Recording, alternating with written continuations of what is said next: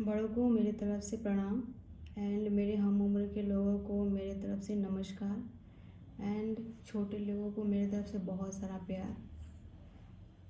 आज मेरा वीडियो बनाने का मेन मकसद ये नहीं है कि मैं आप सबको ये दिखा सकूं कि मैं बहुत बड़ी मेहनती हूँ या फिर बहुत बड़ी अचीवर हूँ। मुझे वीडियो बनाने का जो आइडिया या फिर मजबूर करने वाली जो बात मेरे माइंड में आया वो है कि मैं जब भी गांव में जाती हूँ तो अक्सर लोगों से मुझे सुनने को मिलता है कि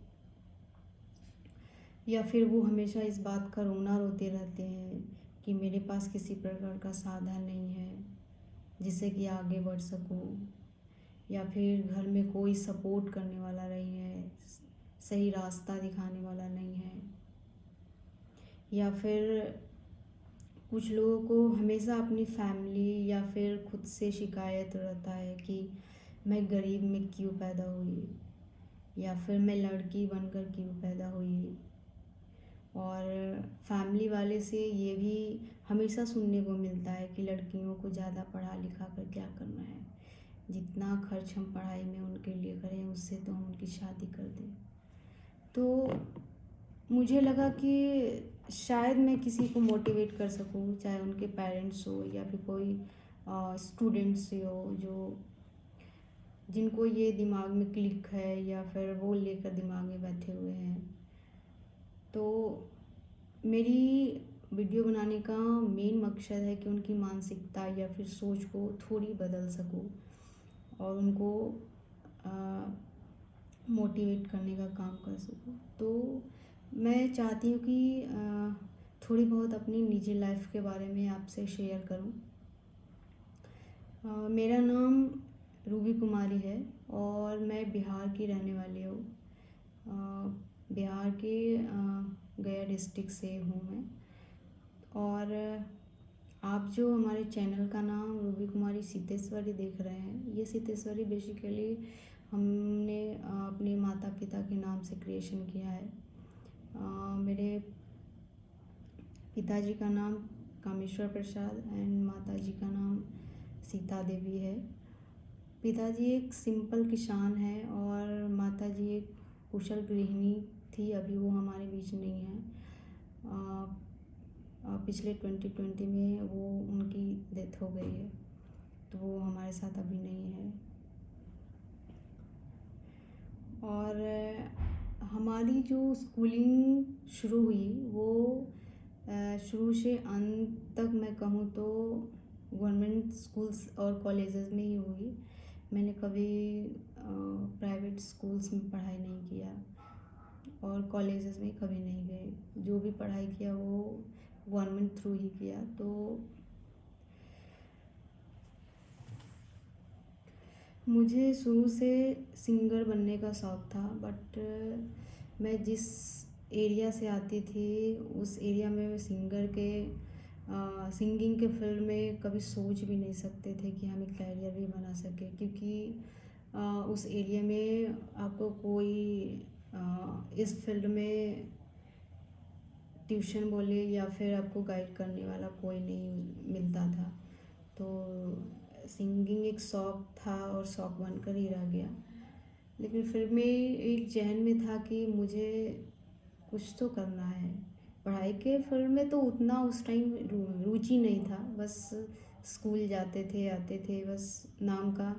और स्कूल जाने का मेन जो मकसद होता था सिर्फ खेलने के लिए ही। पढ़ाई तो नामात्र का ही था, पढ़ाई में कोई रुचि नहीं था उस टाइम तक, अप्रॉक्स 7 क्लास तक। और 8 क्लास में मैं जब पहुंची तो हमारा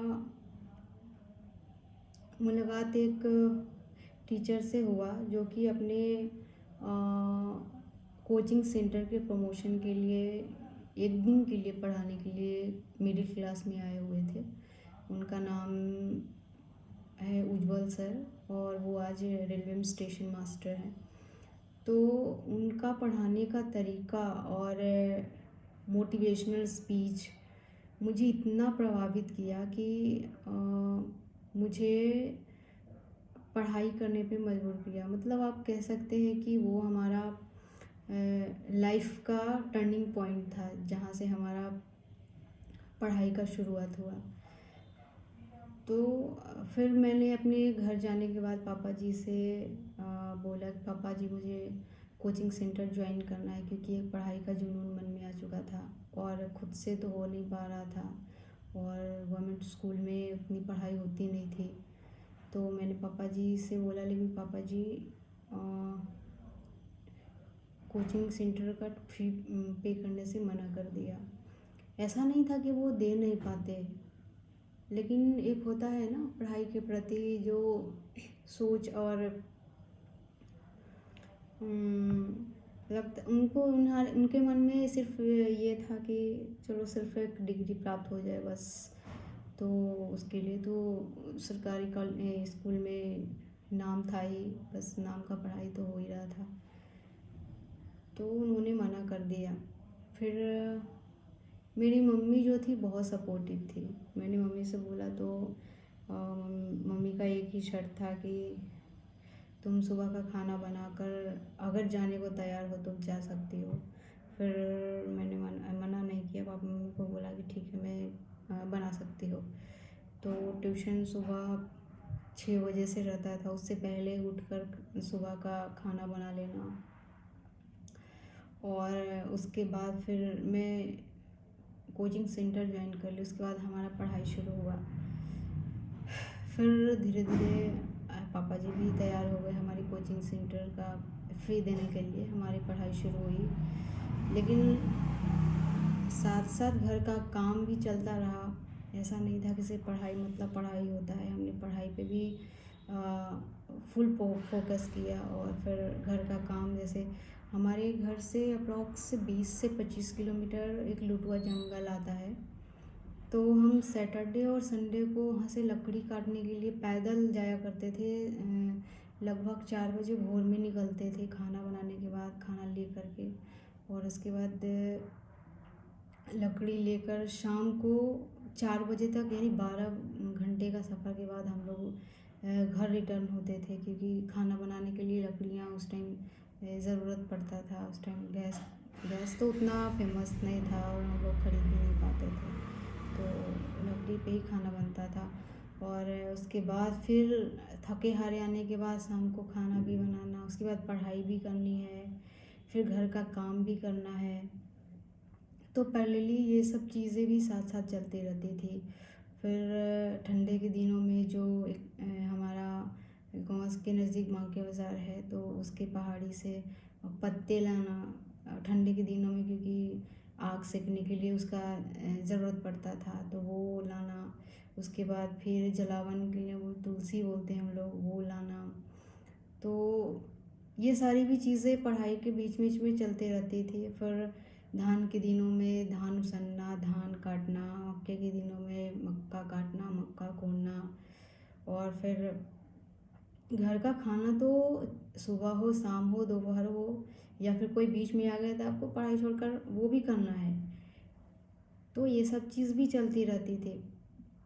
कभी तो ये कभी कभी ऐसा होता था कि ये सब्जी जो हमारे खेत में उपजते थे उसको बेचने के लिए मार्केट भी जाना पड़ता था, क्योंकि उन पैसों से तो हम अपने कोचिंग सेंटर्स का फ़ी पे कर पाते थे।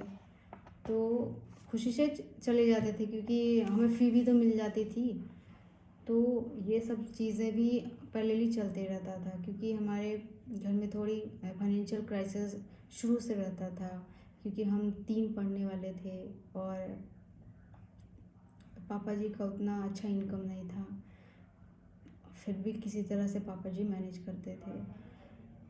फिर किसी ने हमें 10th में बताया कि अगर आपका 10th में अच्छे मार्क्स आते हैं तो आपको गवर्नमेंट की तरफ से कुछ पैसे मिलता है। तो हमारे दिमाग में ये चीज़ क्लिक कर गया कि क्यों ना हम अच्छे मार्क्स से पास करें, ताकि हमको क्योंकि हमें नहीं पता था कि 10th के आगे पढ़ना भी है या नहीं पढ़ना है।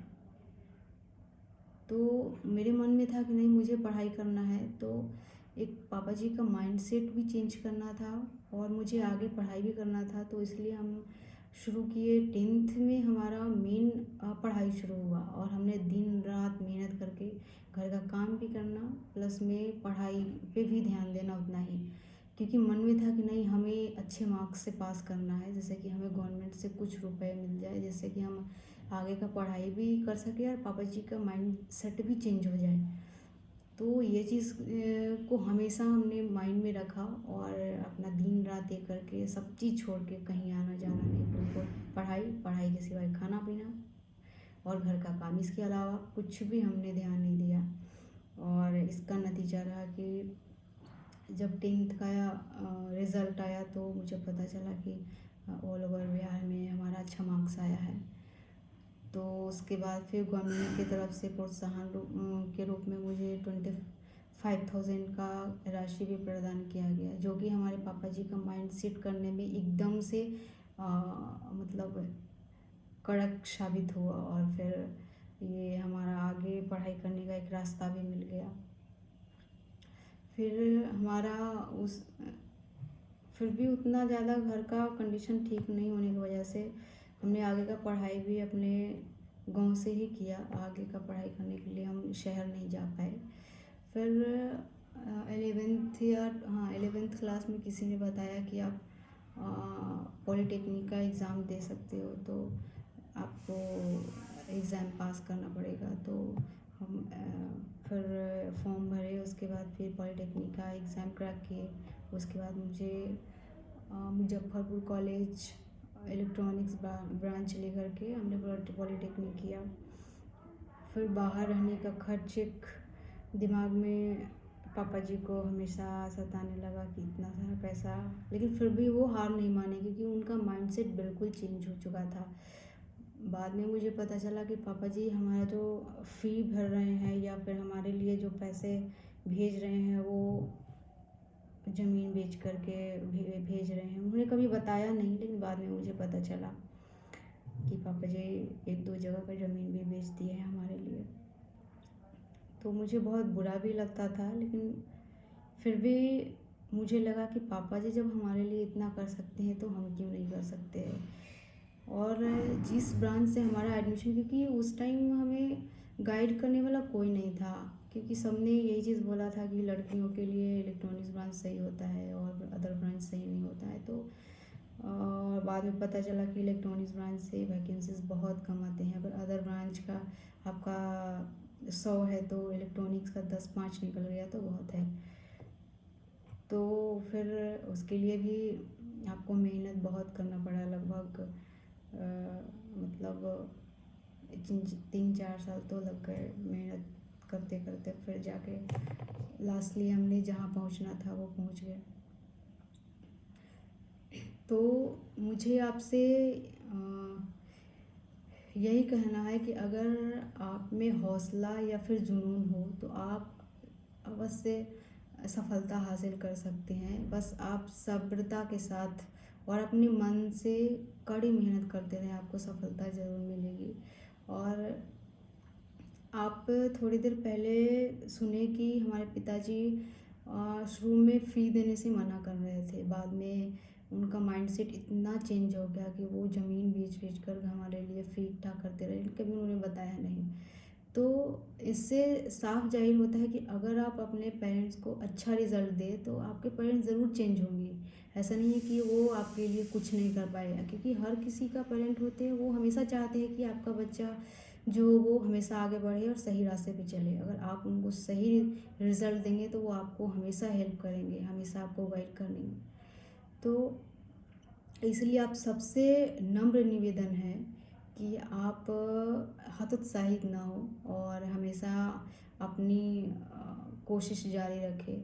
और जो लोग अपनी बेटियों को बोझ समझते हैं उनसे हमारी ख़ास दरख्वास्त है कि आप बेटियों को बोझ ना समझें, आप उन्हें पर लगाने का एक मौका दें और उन्हें उनके लिए जो आप दहेज इकट्ठा कर रहे हैं ना, उन दहेज के पैसों से उन्हें एक अच्छा एजुकेशन दें ताकि वो अपना पैर पे खड़ा हो सके। वो दहेज अपने लिए खुद वो इकट्ठा करेगी। तो आपसे हमारी विनती है कि आप उन्हें बोझ ना समझें, उन्हें एक पर लगाने का मौका दें। और हाँ, उन बच्चों से भी हमारी आग्रह है कि जिनके माता पिता द्वारा सारी सुविधाएं उपलब्ध कराने के बाद भी वो उसका सदुपयोग नहीं करते हैं, तो